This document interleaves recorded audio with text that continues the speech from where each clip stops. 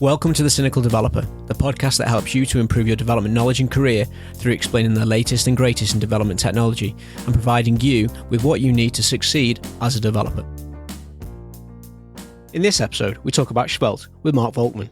Mark is a partner at Object Computing Incorporated in St. Louis, where he has provided software consultancy and training since 1996. As a consultant, Mark has assisted many companies with JavaScript, Node.js, Svelte, React, Vue, Angular, and more. Mark has created and taught courses on topics including React, Vue, AngularJS, Node.js, jQuery, JavaScript, HTML5, CSS3, Ruby, Java, and XML. He is a frequent presenter at St. Louis area user groups and has presented at many conferences including Nordic.js, JFocus, NDC Oslo, Strangeloop, Midwest.js, No Fluff, Just Stuff, and XML DevCon. He is also the author of the Manning book, Svelte and Sapper in Action, and it's Svelte that he's here to discuss with us today. So, Mark, welcome to The Cynical Developer. Thank you. Great to be here. Yeah, it's great to have you on, and that is a massive list of technologies that you've taught and created courses on and helped and assisted companies with as well. Yeah, I like learning new things. Yeah, it's. I can see. I think you probably suffer from shiny object syndrome there, but yes, you've got some integrity to go and learn them enough to teach them. Yes. Yeah, it's awesome. I always like to have a dabble. And before we were recording, we were saying about how I'm a jack of all trades and master of none. I like to have a play around with the back end and the front end and try all these different technologies out. It is really interesting that we can pick a lot of these things up for either free or next to free, and learn something new and progress ourselves as a professional for very little money. Yes, definitely. I've been doing a lot of that today. Actually, in the last week, I've been taking kind of a deep dive into the Python programming language. So that's been interesting. I can't say I'm at the point yet where I prefer it over JavaScript, but it's interesting to see the comparison between them. Yeah. So I picked up a book maybe 10 years ago that was recommended by Scott Hanselman back over on his Hansel Minutes, and it was a Python book for kids. And I never got around to actually doing anything with it. And it's always been one of those languages that's on my list to learn, but yeah. I've never found a need for it. Yeah, so I can share a link to my notes at the end. I guess we can put it in the show notes. I've been documenting a comparison between JavaScript and Python, and so I have a web page with lots of tables showing comparisons of bits of the syntax. So maybe some of the listeners would be interested in seeing that. Yeah, definitely. Maybe there's another show in that, even before we've got into this one. A Python for JavaScript developers episode, maybe. Yeah. That'd be very, very interesting.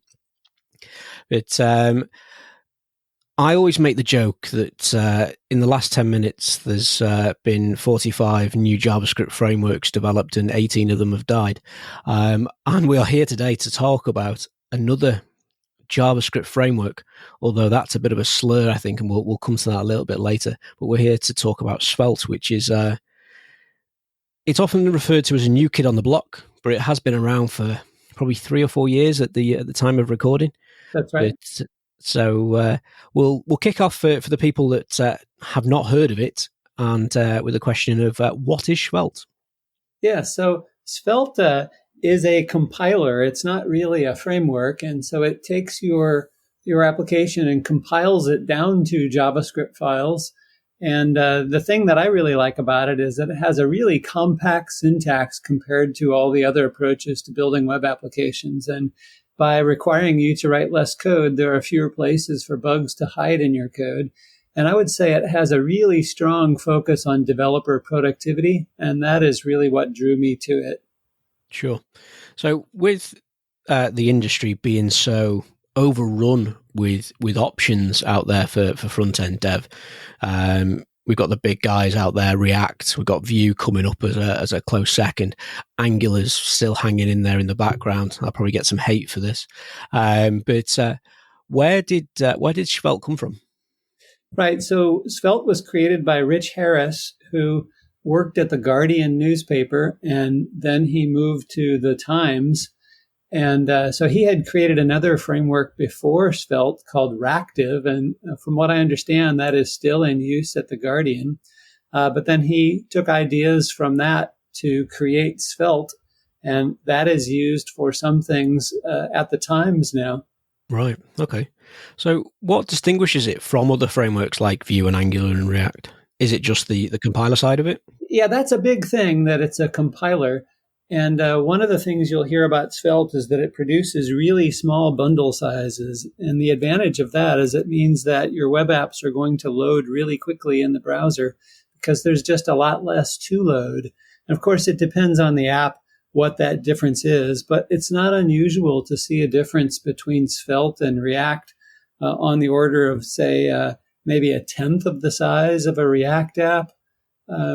But of course, as the app grows, that the difference shrinks.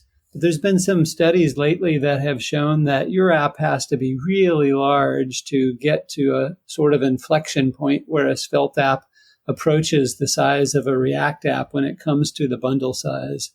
So that's a big thing, is how fast the app can load. But for me, even if that wasn't the case, I would still be drawn to Svelte just because of its syntax and how little code I have to write to accomplish things. Sure. So we've mentioned there a couple of times about it being a compiler. I guess from a high level for the listeners, the likes of React and Vue, they have code around them that actually runs the code that you write. If that's a really terrible way of explaining it, whereas you're writing a syntax which is interpreted and compiled into vanilla JavaScript for Svelte. That's right. And I think one thing to focus on here to draw this distinction is just the fact that frameworks like React and Vue use a virtual DOM. And so you could wonder, well, what does that have to do with the framework? And I would say, well, that means that the framework has to include that code. And by that code, I mean code that knows how to generate a DOM representation of your UI in memory, and the code that can do a diff between the new DOM that it wants to render and what it already has, and then determine what are the actual changes that need to be applied to the actual DOM. So in the case of Svelte, it doesn't have that code. And the reason that it can get away from that is that when the compiler runs, it's looking at all the bits of state that could affect what is being rendered. And in the generated JavaScript, it has conditional logic wrapped around those pieces. And what's inside that conditional logic is the actual DOM manipulations to make those changes happen. And so it doesn't need code to produce a virtual DOM or to perform a diff. So that's a part of why the bundle size is smaller. Also, because it's a compiler, it's looking at your entire application and it knows what parts of Svelte you're using. And so, for example, later maybe we'll talk about animation support inside Svelte. There's support for many different kinds of animations, but if you're only using one of them, or maybe you're not using any animations, then that code doesn't have to be placed into the bundle that the compiler produces. So that's a big reason why the bundle size is smaller, and a big difference between the way Svelte works versus components where frameworks where there's a library that has to get bundled up. Svelte doesn't have to do that because it can just pull in the bits that you're actually using. Sure. So out of the box, you also get tree shaking, which some of the other competitors, shall we say, let's not try and confuse things by saying framework. The other competitors out there, some of them you have to explicitly tell it to tree shake, or you have to have another NPM package in there to do tree shaking for you. You get that straight away with Svelte. Right. Cool. So you talked a little bit there about the lack of a virtual DOM or a shadow DOM and things like that. So how does it actually interact with the UI? Is it repainting the page every time? Does it have to redraw the whole page? How does that work? Right. So because of that conditional logic that the compiler is producing, that is wrapped around specific parts of the page that might change when a bit of state changes. And so it's definitely not repainting the whole browser window. It can get down to, say, just a single div that changed. Or it can be a larger section, like maybe an entire form needs to be updated. But it's definitely dependent on what state might cause a part of the page to have to be re-rendered, and it knows exactly what parts those are. Okay, cool. So I used Angular many years ago, and it had two-way binding. And two-way binding seems to be one of these things that they've moved away from now. I don't believe React does it, but from what I've seen, I think Svelte does do that. Why is it still in Svelte? Why is it a good feature to have? Right. I think that the latest thinking is that it's just too useful of a feature to leave out. So Vue also has two-way binding, and the way that Svelte implements it, if you look at the generated code, you'll see that it contains DOM event handling, just like you would write by hand if you were going to do that. And so I believe the Svelte line of thinking is that the way they've implemented it is quite safe, and it really saves you so much time. In my case, when I'm implementing form elements like inputs and selects and text areas, those sort of things, I almost always have it bound to some variable. And any top-level variables in a Svelte component, if they're used in the HTML, that's considered part of the state of your component. And you really want it to be the case that it's easy to say that if the user types in this input or they check this checkbox, that ought to change the value of a variable that I'm using as part of the state of my component. And so if something else in my UI depends on that, I want that to update automatically. And so that's a thing that I get through the two-way binding that Svelte provides. And it's done just with a directive that is called bind. And so I can have an input tag that just says bind : value equals curly brace, whatever variable I want, like telephone number. And that's it. It's bound. And so if I change the value of that variable from some function in my code, I know that the input is going to update. And if the user types into that input, I know the variable will update. Yeah, it's a feature that I found very difficult to accept it not being there in the likes of React. And you would go and read around it and they go, oh yeah, well, what you need to do now is you need to put that information into the global store and make it globally available. And then everything needs to subscribe to it. And you need to change it via eventing. And when it changes, you need to raise an event so everything else knows to go and update it. You think, really? Why do I need to wire this up? Why is this not just out of the box anymore? Exactly. Yes. It makes the job a lot easier. I think there's a fine line between being lazy and just not having to write boring code. Right. And of course, you can do that in Svelte if you choose to.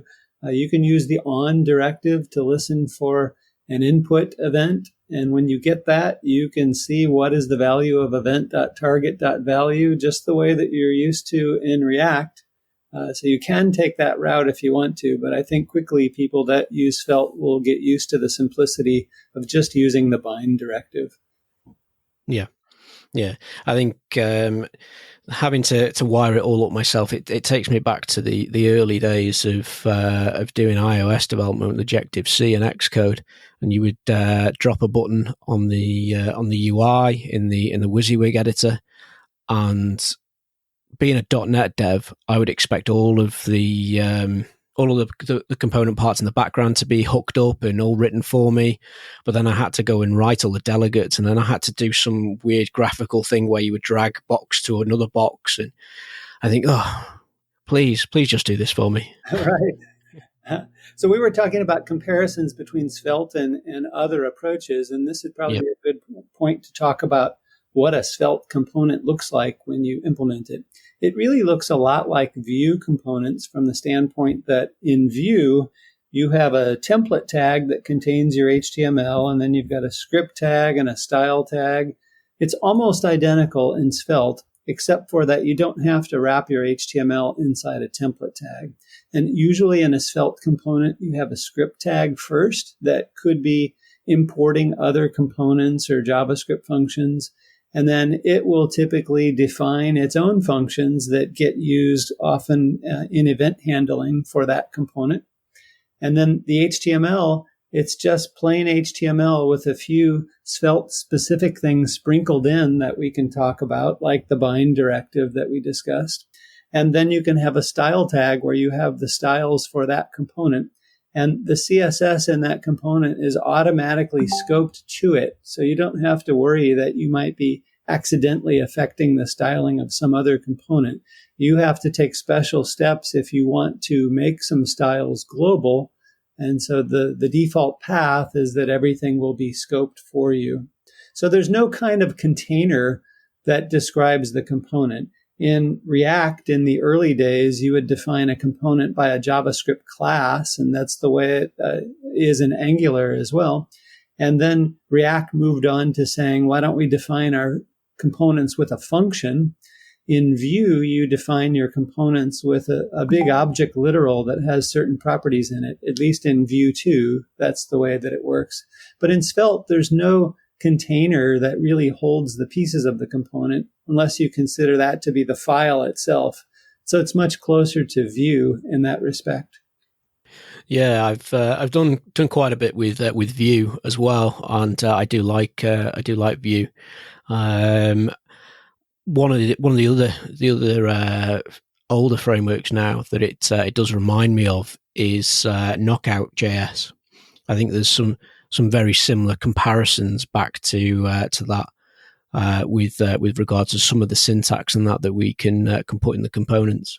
Yeah. Some of the if tags and the each tags and stuff like that. So despite Svelte being very similar to Vue, there are also a lot of differences. So for example, in Vue, when you want to describe what is the state of this component, then that object literal that describes the component has a data property, and that data property is a function that returns an object, and the properties of that object are the state of your component. That's a lot of layers. In Svelte, you define the state of your component by declaring a variable inside the script tag, and that's it. There's nothing special about it. So I can say let score equals 0, and if I use score in my HTML, that's considered part of the state of my component. And now any of my functions can change the value of score, and then my UI just automatically updates. It sees that that was part of the state.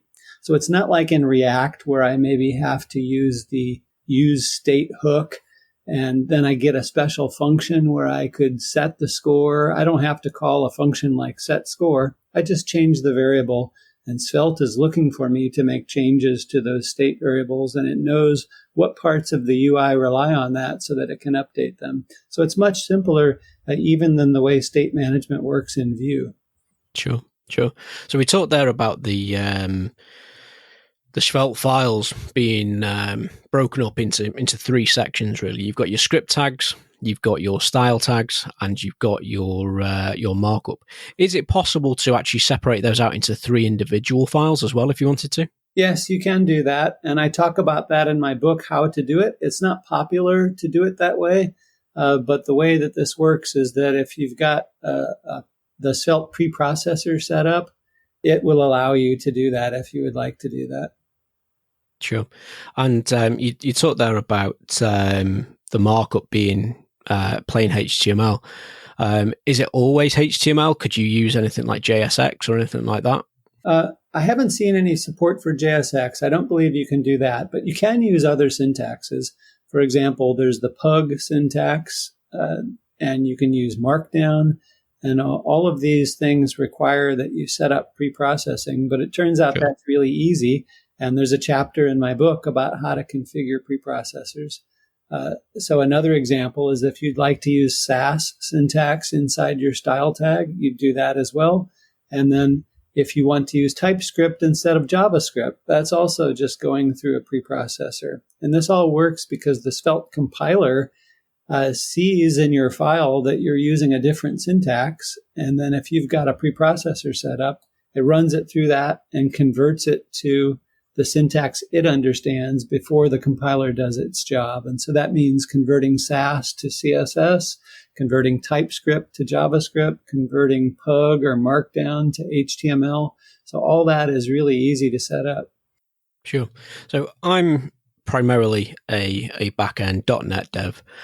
And one of the things that irks me a little with a lot of the front end stuff now is because there's so much to it, is that you would change a little bit of the markup and then have to wait 3 or 4 minutes for everything to build and then for it to reload. What are those compile times like with Svelte? In the most frequent cases, I see the time before my browser refreshes to show me my change being less than a second. Maybe for larger apps, I've seen it get closer to 3 seconds, but that's kind of the limit. If it started to get any more than that, what I would do is I would use a thing called Snowpack, which is a tool that can split up the Java code for your application so that all of your dependencies can be compiled to ECMAScript modules and held onto separately. And then when you make a change to your app code, it doesn't have to recompile everything and create this JavaScript bundle and then reload that whole thing into the browser. It's able to say, there's no reason for me to recompile or place into the bundle, for example, the Lodash library. I don't need to do that over and over again every time I make a change to my app. So Snowpack is a really interesting tool to speed up development build times that works with many different frameworks, not just Svelte. And so I have a section in my book that shows how to set up Snowpack to use with Svelte. But honestly, in all the Svelte apps I've created, I haven't felt the need to go to that just yet because I never see the time to refresh the browser. Usually it's not more than 2 seconds. Right. Okay. No, that's really good. I've definitely worked on some applications where I'd make a change and I would be sat for 5 or 10 seconds to see that, oh, that CSS didn't work. Right. Let's do it again. Oh no, that didn't work. And before you know it, you've blown away 3 hours and you're just trying to align some text properly. Right. So we talked a little bit about state management. How is state handled in Svelte? Does it have stores and things like that are globally available? And how does it share that across the components? Right. So we've talked about how you define state within a component. If you want to share data across components, then stores in Svelte are a really good option for that. And stores are kind of a pub-sub mechanism. You can create as many stores as you want. You put data into them, and then the components import those stores and subscribe to them.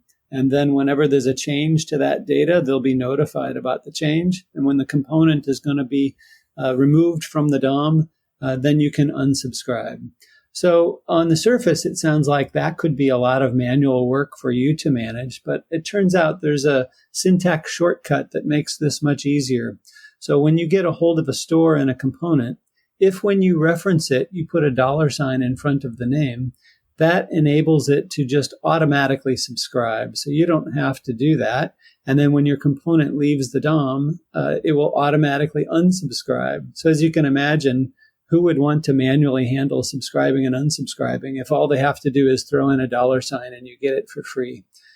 So there are 4 kinds of stores you can create. There are writable stores, readable stores, derived, and custom stores. So writable stores, the name suggests, it means that you can change the data that's inside it.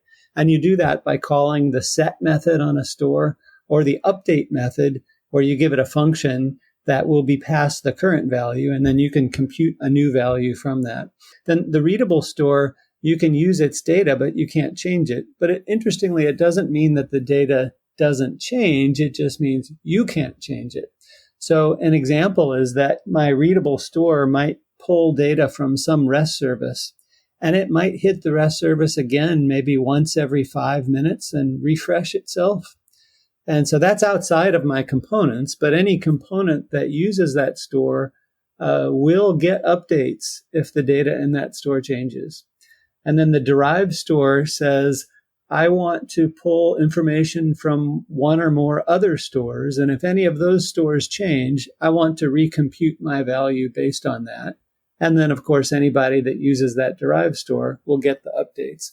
And then the last one, a custom store, means I maybe want to have some way to allow components to change it, but I don't just want to expose a set and an update method and let them do anything they want. I want to lock it down a bit more. And so a really simple example of this is that I might have a counter store, and I want you to be able to increment or decrement the counter or maybe reset it to 0. But if the counter is 2, you just can't set it to 7. So I do that by making a custom store where I expose methods like increment, decrement, and reset, and I don't expose the set and the update methods. And now you're kind of locked down in the ways in which you can change the value of the store. So the easiest way to use these stores is to just define them in a JavaScript file and export them from there. And now any component can import them. You might have cases where you'd like to restrict it a bit more. Maybe it's a really large application and some stores shouldn't be available to every component. They should only be available to a subset of them. And in that case, you could define your store in some ancestor component, and you can pass it down to your child components as a prop, or you can use a feature called context, where if I make any value available in some ancestor, then any descendant can say, find a thing with this name in the context. And that thing I'm finding, it might be a store. And so that's a way I could split up my stores to be used in different sections of my application. But honestly, I think the most common thing is to just define it in a JavaScript file, export it, and then now any of my components can import that store. And a big thing to keep in mind here is that if it's a writable store or a custom store, if any one of the components that imported it change the value, all of them that are using it are going to get that update. And so it's just a really easy way to share data between components. Yeah, so via those stores you get the cross component communication. Exactly. There as well. Yeah. One of the questions, I think you kind of answered it. I was thinking about there was that with a readable store, it'd be good for going off and getting reference data that you would put onto your into your application drop down menu values and all that sort of stuff. Yes, it's perfect for that. Is it possible for a component to force a readable component to go off and update its data, or if you needed that, is that where you would pull in a custom store? Yeah, I think I would be more inclined to use a custom store in that case. Sure. Okay. If somebody is looking to maybe see if Svelte fits their current problem space, are there any big key features of Svelte that are missing that you get in competitors? At one point, the biggest issue was the lack of TypeScript support. And to be fair, it's kind of always been there through preprocessors. It's just that you had to set it up yourself, and it wasn't like 100% coverage. But in October of this, in August of this year, the Svelte team officially added support for TypeScript. And so the way that this works is that when you start a Svelte project, if you use the dget utility, and that's where you say on the command line npx dget, and then you give it a reference to a GitHub repo. In this case, you want svelte.js/template, and then you give it the name of your project. So that command copies the files from that repo down and puts them in a directory with the name of your project. So now with this new TypeScript support added, there is a scripts directory, and inside there's a setup TypeScript. And when you run it, it converts that starter project so it's ready for you to use TypeScript. And that means it's setting up use of the preprocessor and everything you need.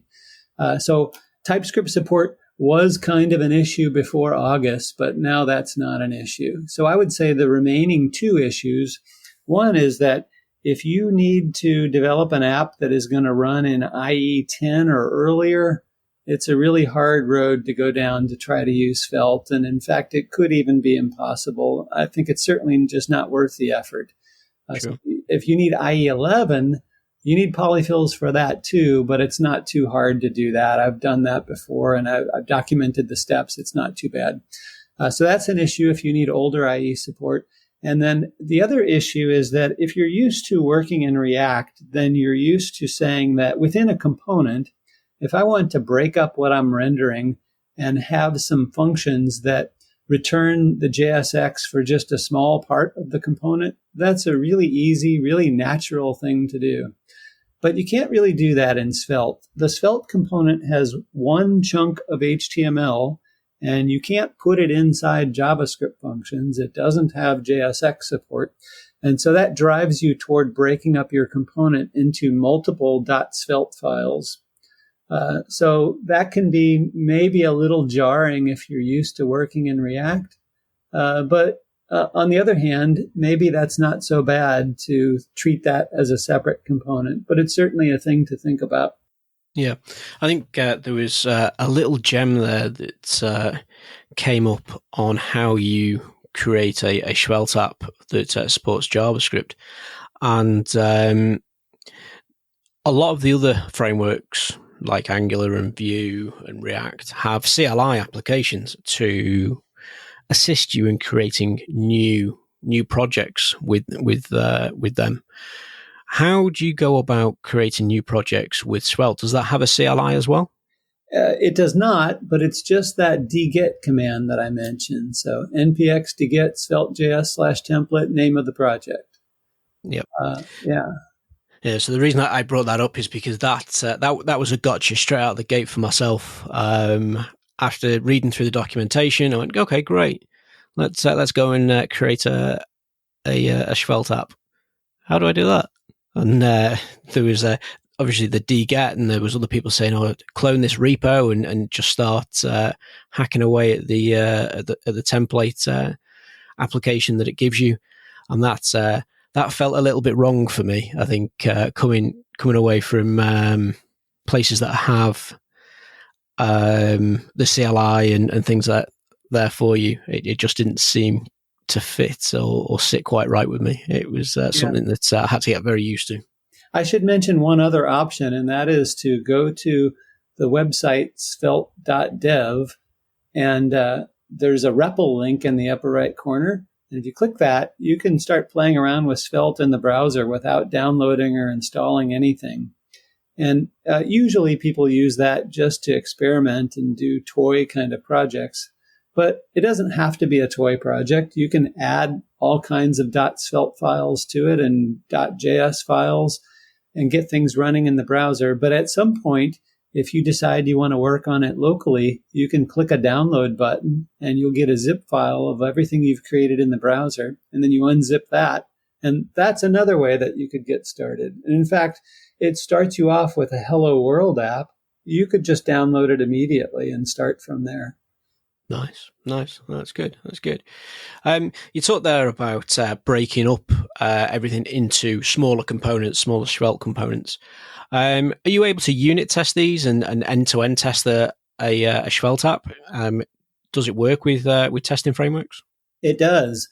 So for unit test, I like to use Jest, and for the other approaches, there's a thing called testing library, and there are variants of it for different frameworks. And so, for example, there's a React testing library and a Vue testing library. Well, there's a Svelte testing library. So it's the same API that you're used to. So the combination of Jest and Svelte testing library has worked great for me implementing unit test. And then for end-to-end test, I like to use Cypress. That's not really tied to any particular web framework. It's just hitting the site and doing things at the DOM level.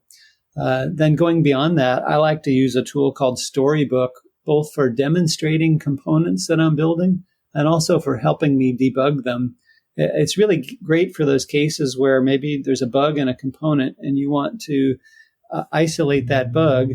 But if you are trying to debug inside your app, maybe it's not easy to get to it. Maybe you've got to go through a login screen and you have to pick something in the left nav. And now finally you're on this page and you can see that bug reproduced.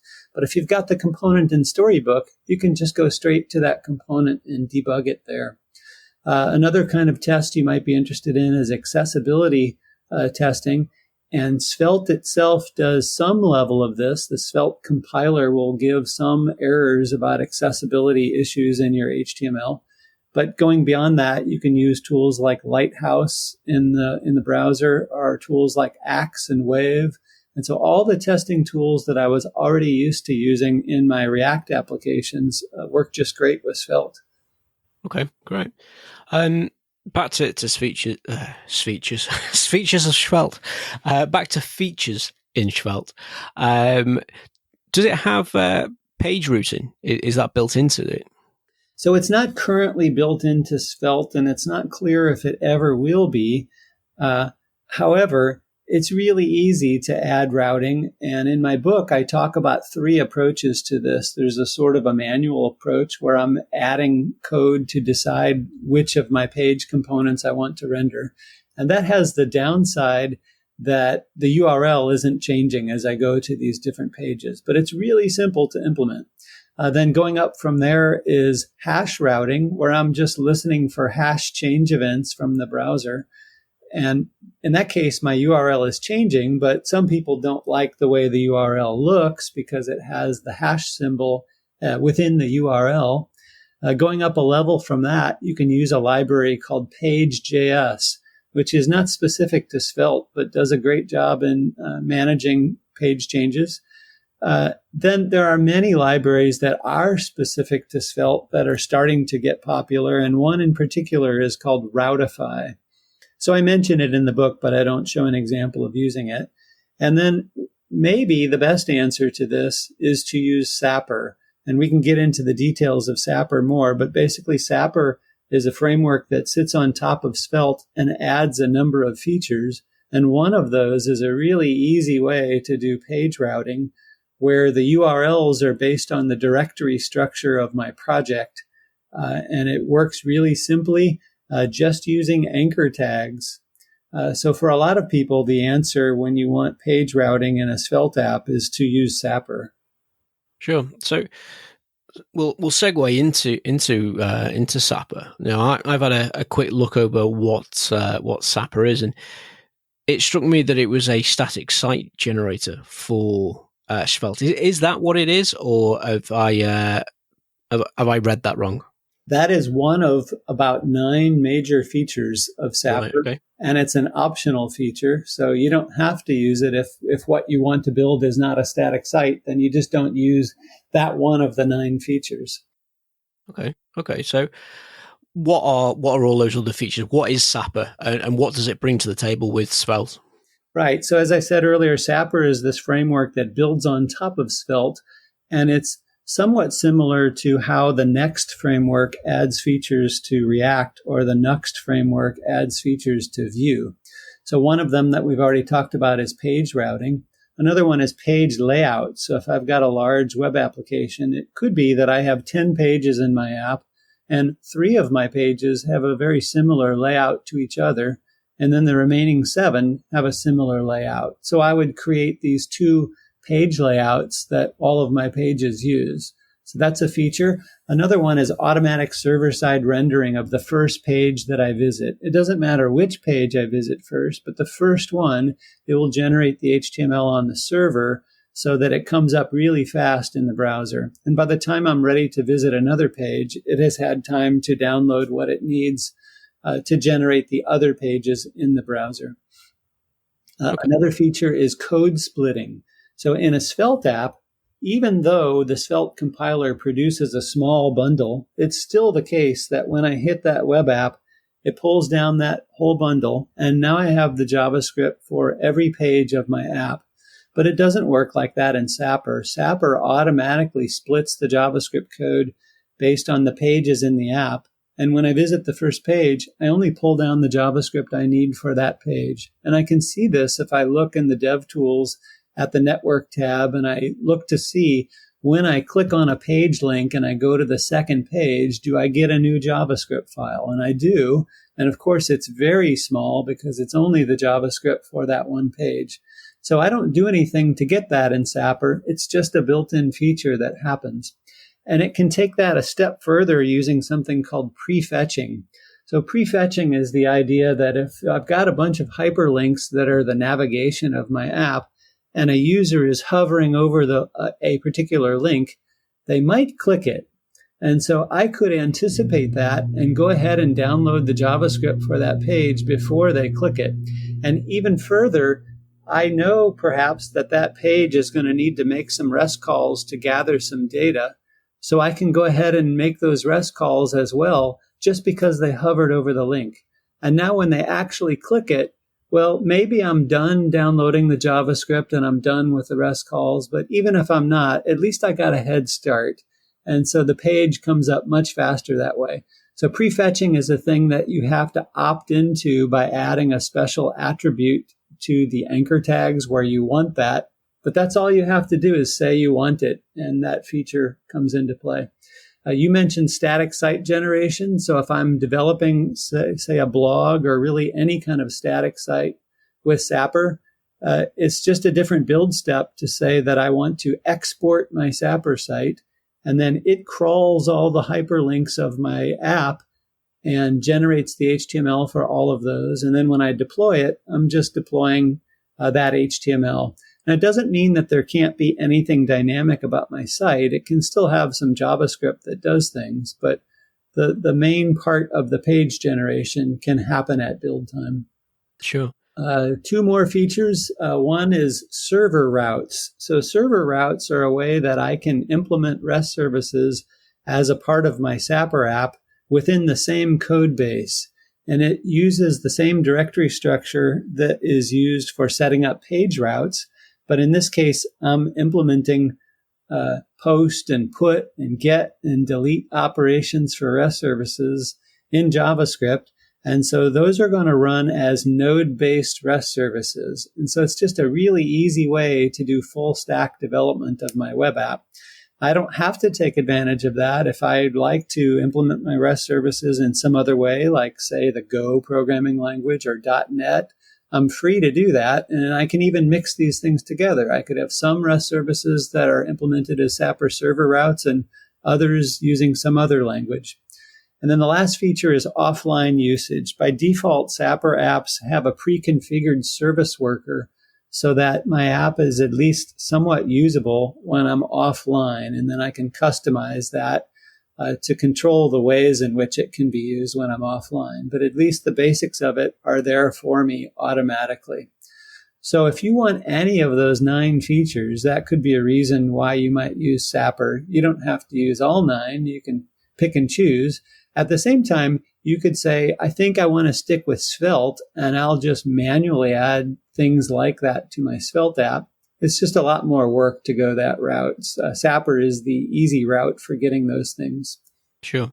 So with a Svelte app, where we've already said that it compiles it down to vanilla JavaScript, so you could host a website on any static hosting, whether that's blob storage or some shared hosting, or something like Netlify, which is where I tend to put a lot of my front end stuff. But if you were using something like Sapper, you talked there about having the pages pre-rendered on the server. You would need some node hosting for that, I guess. Only if you're using those server routes and you're implementing REST services as part of your Sapper app.